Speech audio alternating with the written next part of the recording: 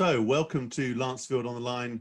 My name's David Lancefield. I'm delighted to welcome Bill Fischer from New York. Morning, Bill. Good morning. Good morning. And it's a gray morning here. Fantastic. The weather's good and everything else is good too. So, Bill is an innovation guru. We all know that.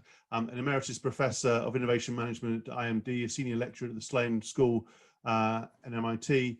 And a great man. We met on a transformation program that our good friend Chris Rangan from Strategy Tools facilitated, and we talked about the topic. We shared anecdotes, stories, and I felt we connected. So I'm very grateful for you spending the time today, Bill.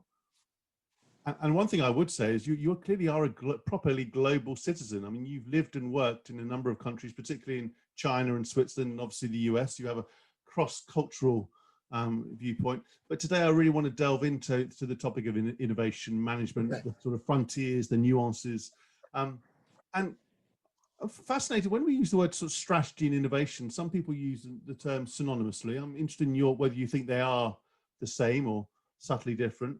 But when we talk about strategy, for example, what are the hard bits to get right?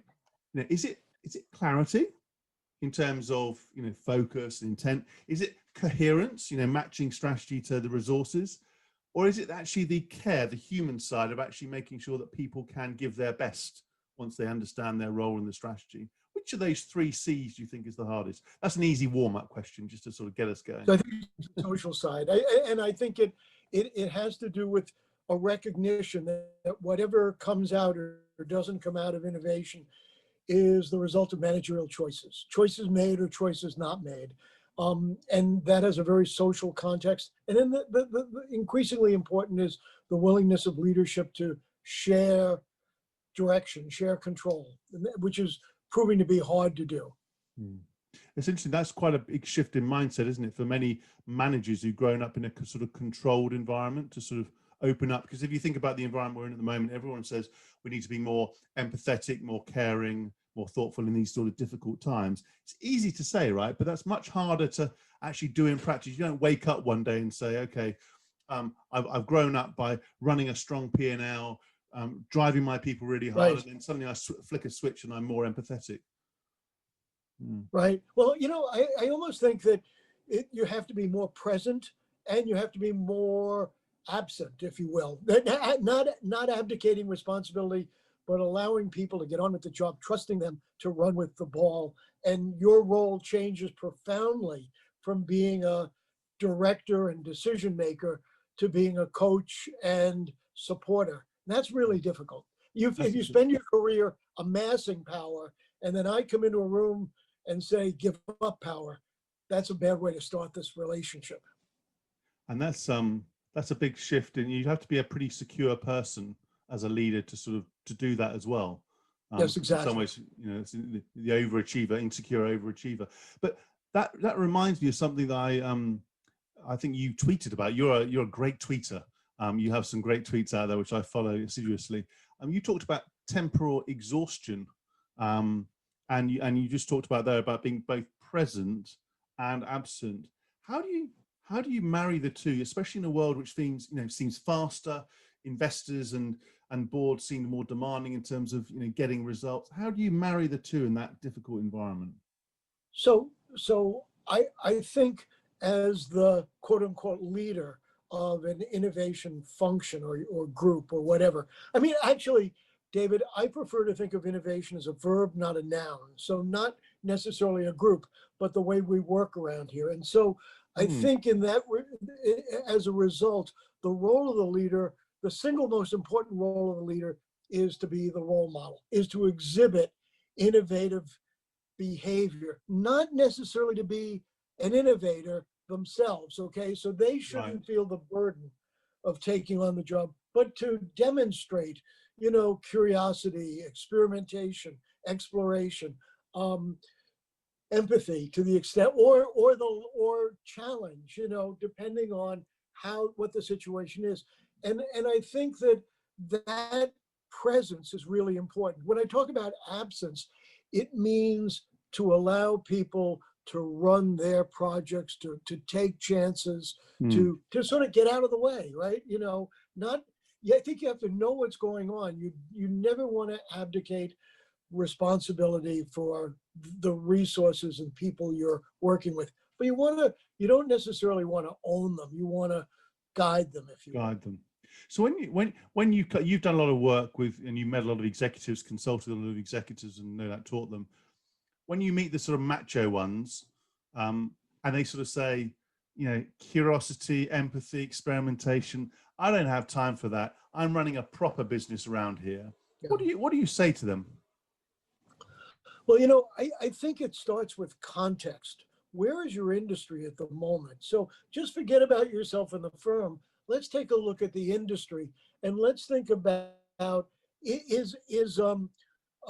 don't think the sort of leadership you just described is ever appropriate, but operational excellence is all about getting the variance out, right? It's about getting surprises out, and that's appropriate at a certain part in an industry's evolution. Used to be almost an entire career could be spent in that, but today it's getting a shorter and shorter period.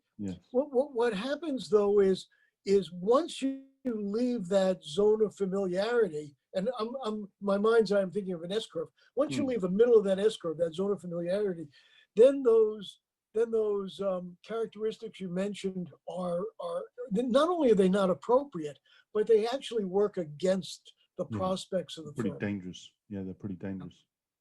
So I'm going to put you on the spot now. You talk about curiosity, and you also, in one of your tweets, you referred to sort of CEOs that you thought were particularly curious. So go on, give us some names. Give us at least one, two, or three names of CEOs where you think that person, she or he, is particularly curious. It's not a trait often we've associated with some CEOs in the past, but it's becoming in vogue, right, in recent years. So I'm curious if we call out some particular people.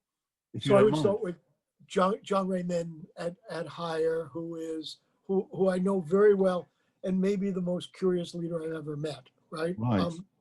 And is in a position within the organization to be able to put that curiosity to good use in the service of the organization. Yeah. Ironically, I think if you look at Hire's world, Kevin Nolan, who runs General Electric Appliances, would also be in that. And the reason I choose Kevin, and GE is a pretty well-established business within GE Appliances, not GE. Yeah. Is Kevin, when Hire acquired GEA, Kevin volunteered to spend a year in Qingdao trying to understand how the Hire system worked so he could bring it back, or someone could bring it back to the US. And I thought for somebody at his age and position in life, that's a pretty challenging thing to do. Yeah, and I was impressed. So those would be my first two. Third one's harder, right? Much more difficult. Well, that's a great start. It's interesting that Hire has become one of the, I guess, one of the most popular, in a good way, popular case studies in recent years. Obviously, you've been working with our organization for a long time now. And it begs a specific question I have about sustaining innovation and sustaining success. Because even in the most bureaucratic organizations I've worked, I should say for rather than in, because my former colleagues won't thank me for that, but for, right. I've not seen a shortage of ideas. They may not have come through, sort of new ideas, new ways of working, but the challenge I've seen is actually how you prioritize them and then sustain them. And so I'm curious, whether in Hire specifically or in other companies that you studied and worked with, how have they sustained themselves so successfully, as opposed to started, stopped, spluttered, and gone back? So I think that the way Hire has done it is that they've abandoned the episodic model. So there is no start and stop. There is no big project in that. Change is continuous, and they've been able to do this for nearly 40 years. So that's a huge advantage, okay? Because first of all, people come to work every day expecting change. Not fearing it, right? And the second thing is if you do it for 40 years, the people who hate change leave. So, so by and large, you have an organization of people who are on your side and who are rooting for change and hoping for an opportunity to to be a catalyst for Yeah. change. So I think that's a real advantage. Do you think if you were if you're like a typical vertically integrated, vertically integrated, closed, traditional incumbent, do you Right. think it's a closed question I'm going to ask you, which is, do you think you can build that mindset, having grown up in that environment? Do you think you can build that mindset of a continual change, or do you think it's just too hard? So I think I think that historically the context has worked against that idea, because historically industries have enjoyed long periods of maturity where they can focus on operational excellence and getting the job right. Yes.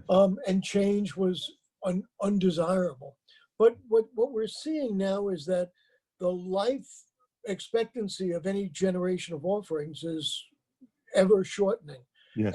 And as that shortens, the familiarity disappears or is reduced. It's a reduced part of your career, and there's more, not uncertainty. We're all masters of uncertainty. We all know how to, get through the day, right? Or get through the quarter, or we all can figure that out. But it's the unknown that's really frightening. It's when you have to jump from one S-curve, metaphorical S-curve, to another. Yes. And if you can recognize that this in fact is changing very fast, and that it's no longer as valuable to be masters of the uncertain as it is to be explorers of the unknown, right? Yes. And so if you can create that type of mindset change, my sense is that you have a leg up on the competition. Yes, I can see that. Does that make sense? Yeah, that makes absolute sense. I'm whirring very quickly, and I'm probably showing it. One of the things I'm curious about is not just the sustaining, but how you, I guess, promulgate that mindset, that learn it all sort of mindset beyond the leadership team. Because I see a lot of executive teams who sort of get it. And then I see quite a few people, about to simplify, on the front line, who are passionate about their customers, and then there are new joiners. But there's quite a big middle layer of an organization who are not in these entrepreneurial units, i.e. in hire, where my sense is I'm positive. I'm an optimist by nature. I sort of think if they're given the tools, they're given the safety, they probably can learn it. But actually, they haven't learned that sort of that mindset. And so I'm curious how in the organizations you've studied and worked with, how you move from a sort of top team learning in culture and environment into one that actually goes throughout the whole organization. So John Hagel is who used to be at the center of the edge. I'm not certain if that still exists as part of Deloitte or not. But John Hagel talks about moving from scalable efficiency, which we've done reasonably well at. You think about passing best practices around dispersed operations, to scalable learning. And there, I'm not impressed with what I see. I see that organizations, the aspirations are there, but the mechanisms and the details aren't. And so my sense is that what you really have to do is to take scalable learning seriously. And that's where this role modeling becomes really important, because so much of what scalable learning is about experimentation. And when you experiment and fail as an inevitable byproduct of experimentation, those lessons, both success and failure, need to be spread throughout the organization and received in a different fashion than they are historically. And so I think that in a sense, we all want bottom-up innovation. But if you don't have a top-down, you said self-confidence. If you don't have that self-confidence and vision, it's never going to happen. It's just never going to happen, because they'll be afraid of what comes up from below. So my sense is it becomes a sort of a choreographed dance between people at the top who want to go beyond the aspiration, people at the bottom, most of the people at the bottom that I work with, I don't work with the very bottom, but they're on board. They understand Yes. what's needed. They know a lot about the organization. How can we put them in a position where what they know is respected and Yes. rewarded, Properly listened and they to. have a chance to act on it? Properly listened to with an open mindset. And Can I add one other thing? please, yeah. We're coming to a point in time where what you know is less important than how you learn. And so, we need to talk openly about the learning versus knowing, in a paradox, if you will, or dichotomy, because as the S curves get shorter, learning becomes more perishable. And I'm sorry, knowledge becomes more perishable. Expertise becomes more perishable. Yeah. So we need to adopt a learning, not only mindset, but we need to adopt a learning culture within an organization. And that has to be quite practical, rather than being considered, no disrespect, considered as a sort of programmatic thing. And they're all for programs and schools. It's actually how you do it day to day and how you learn, who you learn from, rather than it being sort of separate activities. How you think, how you learn, how you shadow on the job, how you work with colleagues. And I guess one of the things I'm passionate about is when people talk about their learning experiences, and indeed where they've failed, it has to be meaningful. I remember one particular leader, he talked about his failures, and it was sort of like a tick in the box of I've done the failure bit of my speech, and yet everybody knew that wasn't what happened. But if he'd just been a bit more honest to say, you know what, I just made a bad call, or we didn't really get that bit right. And of course, you don't want to spend the whole speech doing it. But if he'd done that meaningfully and properly, actually, I think he would have had more credibility to then talk about the new. I mean, just moving on a little bit. You talked in one of your Drucker Forum. You've been, Drucker Forum blogs about unanticipation as a concept. Yes, the term is not mine. It was I was a rapporteur. Hey, but I was curious about it. So tell me a little bit. I know it wasn't yours, but you wrote a great blog which I really enjoyed. Tell us a little bit more about that and how we can develop that sort of that mindset and capability. So I was a rapporteur at a panel. Yes. Rapporteurs have no visibility, right? But they're required to turn in a report at the end of the. And so there's a discipline. You got to listen. You got to pay attention. And I found it to be really an interesting experience because the panel. I knew none of the panelists before. The panel that I was listening to or reporting on was really interesting, and they were talking about one of the people on the panel mentioned that in the unknown, everything has a small but finite probability of occurring. That we call that an accident in real life, right? Yes. But and so he said, if we treat everything as an accident, then how do we prepare? And the answer is we can't prepare particularly well. But what we can do is we can adopt a pride and unanticipation. So we're not going to have lengthy plans, and we're not going to have But what we're going to have is fast learning mechanisms and fast response mechanisms, and an appreciation that we're going to get some of these things wrong, perhaps a high, but that's the only way we can go into the future.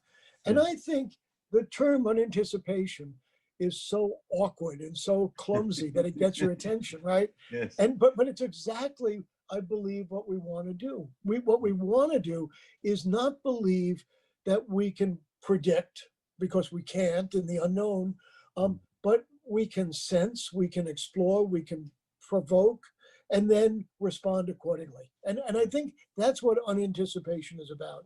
Yeah, brilliant. That's brilliant. Incidentally, the same guy said, everybody in the firm then becomes a sensor.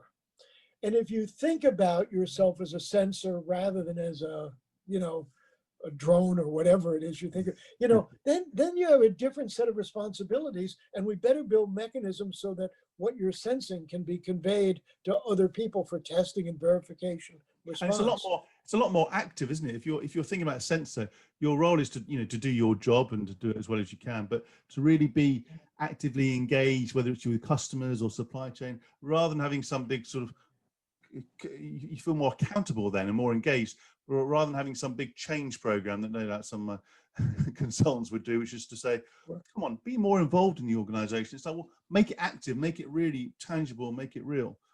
But can I shift just for a moment, Bill, to myths? You've think back or think to the present.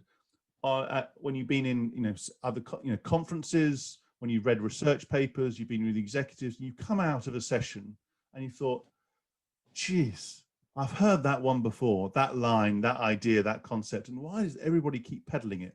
What would be in your top one or two myths in the area of innovation and management where you think, oh, come on, get over yourself?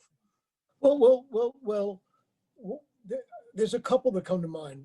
And I wrote a recent column about this in Forbes about how perishable what I thought were good ideas. Okay. One of the myths that I thought was that I relied a lot on in the past was that you could in fact portray or you could be wait, I'm sorry. You're gonna edit this, I hope. No, you carry on, but it's all good. It's all good. So one of the things I think that the biggest myth I think is that innovation is strategic. I don't think it is. I think and this goes right back to the very first sentence that you started off with. I think most innovation is tactical. I think most innovation is often random. It's a surprise in itself. We have failed to make innovation a reliable type of activity. We're light years away from making invention reliable, okay? But innovation, where there are processes for addressing innovation, like lean startup or design thinking, you know, most of the firms I work with acknowledge those, use them in the vocabulary, but do not practice them in a reliable fashion. Right. So you know, so it's hard to believe that that set of people who are doing innovation at any point in time are doing it in a way that would allow it to have the dependability that one would require if you're thinking about strategy. But incidentally, I think strategy may be a myth as well, because I think strategy today is more often the ex post rationalization of tactical choices that are made, okay, rather than grand sweeping strategies. If the unknown is more present in your life, then it's hard to believe you can be strategic if you don't know the future. So to be clear, if you're an executive in a even in a high performing organization, you're saying that actually because of that unknown, that complexity, uncertainty, there may be a conscious choice, which is to say we are going to be more emergent, more experimental than having some big grand design strategic classic 3-year plan, for example. Yeah, or we might want to build foresight into our managerial conversations so that we think about what ifs, not predictions. Yes. You know, I once had a young man in a young banker in a course I was teaching, and I asked him what he did, and he said he was a banker in a very prestigious private bank. And I said, well, what does that mean? He says, I spend most of my days trying to build explanations for predictions we've done that have no integrity. And they have no integrity because how well did we predict the COVID virus pandemic? Not so well, right? And it's amazing to look at the firms that have responded well and those that haven't. I think we have to realize that increasingly we cannot rely on sage advice or historical expertise to predict the future. We need to be able to think about the future differently. And that means that strategy becomes different, right? Yes. You know. Yes. Margaret Heffernan has written a very good book on with some similar themes and topics which complement what you just Yeah, I've read. It's a wonderful book, and yeah, I it's would a wonderful recommend book, it. Uncharted. Yeah, it begs a number of questions, Bill, around, if I look at an adjacent area, and what do we mean by an organization in this context? Where, and just if you go with me, organizations are operating in more complex systems, some ecosystems, some orchestrated by platforms, enabled by platforms. We have, visible signs of organizations sort of dismantling some of their Mhm. visible, so like an HQ, like Right. because of real estate. And actually they are more permeable in terms of the people who work for them and in them permanently versus, if you like, contingent labor as one example. I'm just wondering, in that context of strategy innovation being much more day-to-day, much more emergent, much more sort of experimental in mindset, how then, if you're a leader, how you get your arms around an organization at the same time is also less easy to define and sort of control because of all those factors. I mean, so the simple question, and I say that with a smile, is what does an organization actually mean in that context? It's changing very rapidly, right? The permeability of the boundaries that once were so, not only so well defined, but branded, that's disappearing. It's blurring. The current fascination with ecosystems really leads to partnering, radical openness and partnering for organizations that are doing it well, to a degree where the questions you're raising really are serious questions. Who, who are we, and who do we want to be, and where are we going in the future? And I think that it may very well be that the future of an organization lies more in its relationships than in its assets. So how well are we managing those relationships, and to what extent do we allow those liaisons, if you will, Yes. to be temporary, vibrant, exciting, Yes.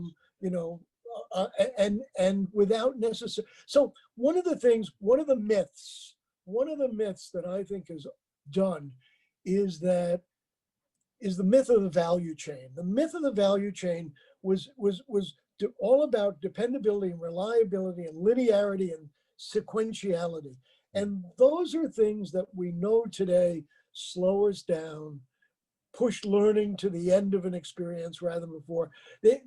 And I think what we'll see increasingly is, as learning becomes more important than expertise, we need other people's insights because they come from fields we're unfamiliar with. And so we need to actually blur our boundaries consciously in order to be able to make it interesting for other people to work with us.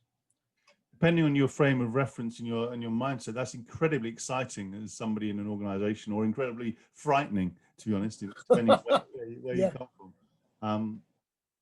If you think about 2021 and you think about post-pandemic, what are your hopes for 2021?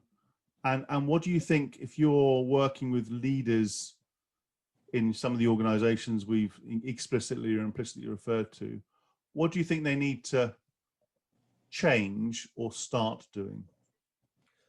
So I think if I take the second question first, I think they have to begin asking themselves what comes next, because climate change, systemic racism, poverty, these are things that are not going away. They're getting worse, and so the inconveniences that we've seen with the COVID crisis have been minor compared to the inconveniences that could be caused by social disturbances over the maldistribution of wealth, or the loss of water, drinkable water, food, and things like that. So I think the future will be much more challenging than we've expected. It's coming at us faster, and my sense is that I would hope that leaders today are recognizing that this is an early warning indicator of the future that we're all likely to share. What we need to be doing is rethinking our organizations now. And I think we need to rethink primarily the rules of engagement.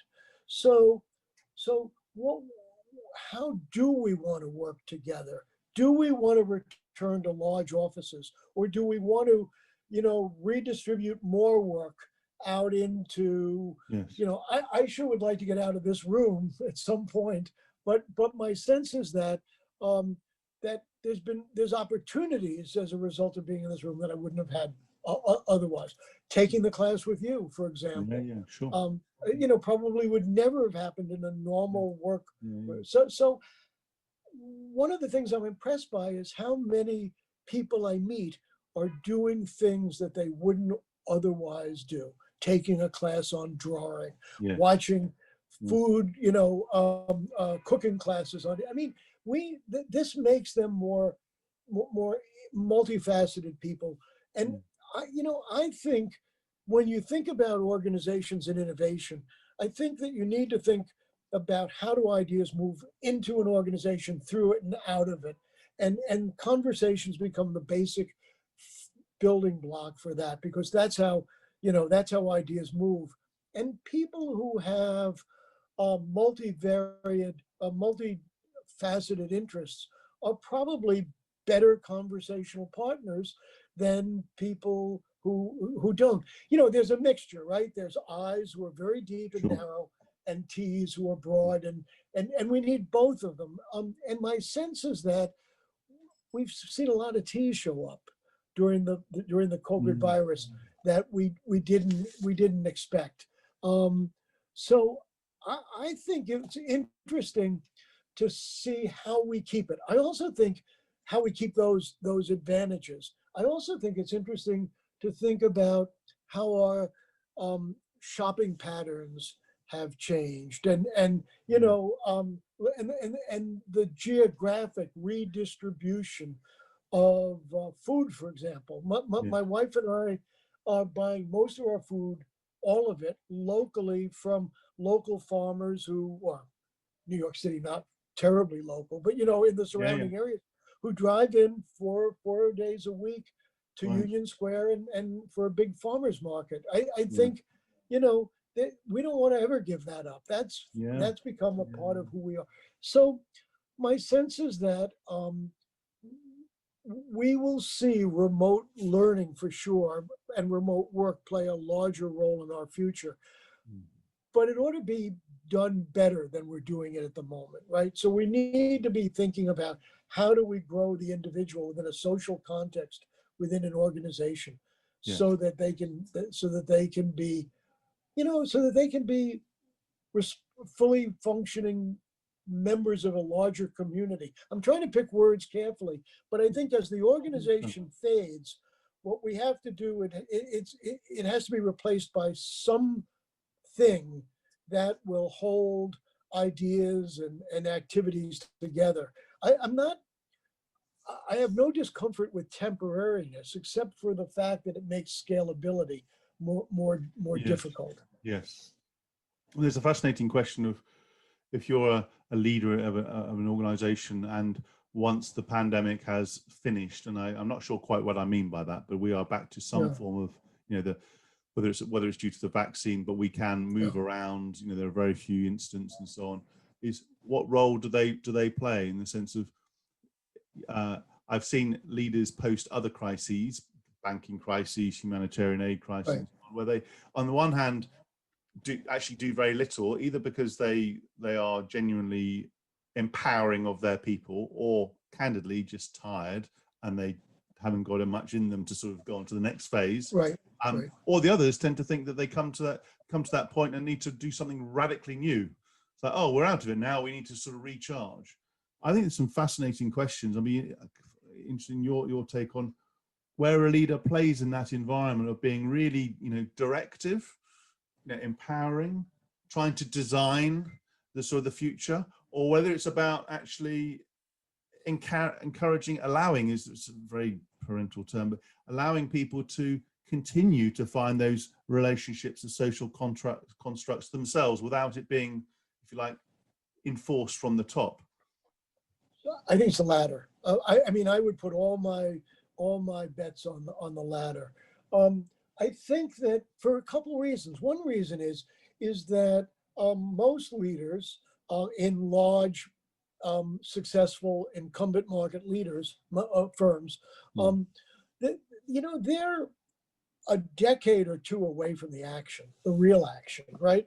And so they add little in terms of insights into the customer, the market, the trends, the technology. That's no longer their role. Their role is not to make decisions on things they don't understand, but their role, I think, is to establish a ethos within an organization that allows other people to do that. Yes. Yes. That means not giving up, not abdicating, but setting expectations. And the thing that one of the things I've learned from Hire that works so well is that you never want to ask people to take a flying leap into the unknown. You want to build an infrastructure that trusts them to make good judgments. Yes. Yes. Most of the time, right? And makes it easy for them to do this. And it's that making it easy part that is, really a lot of details, but it's details that I think we're failing at failure, or because, as a byproduct of experimentation, because we haven't worked out all the details of how to make failing something that we recognize as a natural part of life, rather than as something we wish never happened to us. Yes, yes. It's details. So what I love about having done work with Hire is they dream big, but they have a lot of details, and those two are not separated, right? No. That's a critical paradox, which people often get wrong when they tend to generalize or simplify leadership and management systems. And it's like, oh, you've all got to be this visionary big picture. It's like, no, you actually need to sweat the small details as well. You need to remove the frictions as well. Bill, Right. This has been stimulating, enriching, fun, even and real and practical. I'm incredibly grateful for your time. No doubt we'll speak in the future, but for now, that was Bill Fischer. This is Lancefield on the Line. Thank you for your time. Thank you.